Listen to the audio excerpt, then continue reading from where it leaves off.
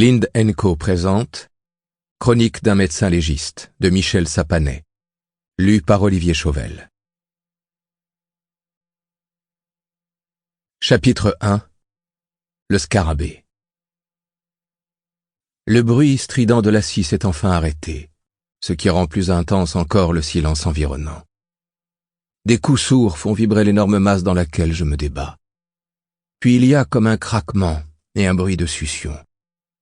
Littéralement aspiré avec la masse gluante, je me maintiens tant bien que mal en surface dans un équilibre instable, prêt à basculer.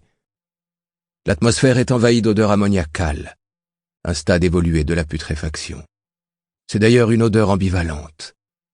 D'une part, elle repousse la plupart des humains, d'autre part, elle m'attire, comme la promesse d'un plaisir à venir. D'une certaine façon, comme beaucoup dans mon milieu, je suis un peu nécrophage sur les bords. Mais maintenant j'ai l'impression que je ne m'en sortirai jamais avec ce cadavre. Tout est gluant. La masse, en équilibre instable, ne demande qu'à tomber en m'entraînant dans sa chute. Pire que les sables mouvants. Eux, au moins, ne puent pas. J'imagine bien les gros titres. Disparus dans une puanteur innommable, ou noyés dans la putréfaction. La tête de mes confrères. Ce terrain me colle décidément trop aux pattes. J'essaie de me libérer, mais rien à faire, je n'avance que très péniblement, les articulations engluées. L'obscurité ne m'aide pas, je suis incapable de me repérer. Vers où aller? Comment me sortir de cette situation impossible?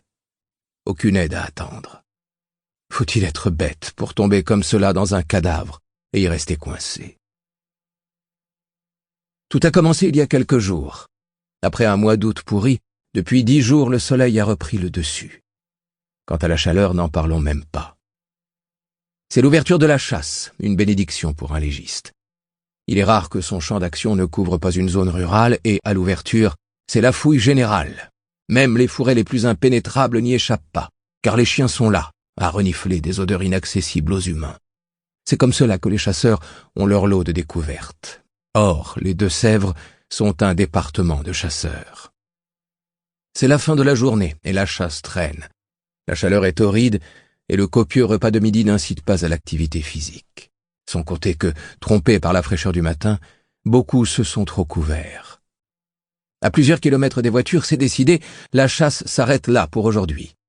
Mais c'est compté sans Alto, un jeune pointer pas encore très obéissant. D'autant moins que son plaisir est de cavaler dans les longues plaines sans écouter les ordres de son maître. Alto joue encore une fois les filles de l'air. En réponse aux appels, quelques aboiements. Sample complete. Ready to continue?